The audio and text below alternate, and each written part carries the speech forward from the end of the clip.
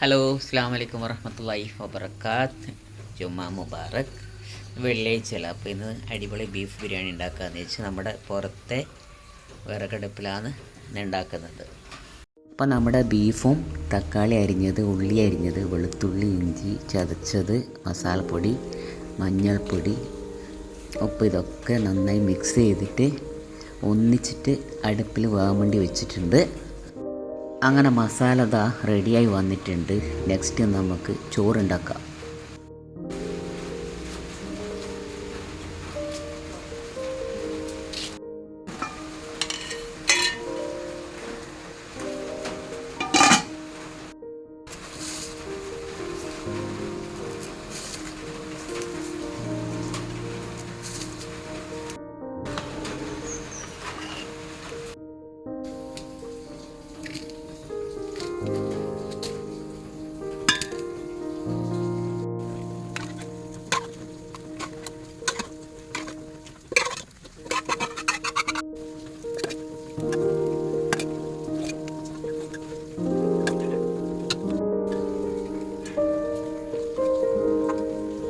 അങ്ങനെ നമ്മുടെ ബിരിയാണി ഇതാ ഫൈനൽ സ്റ്റേജിലെത്തിയിരിക്കുന്നു.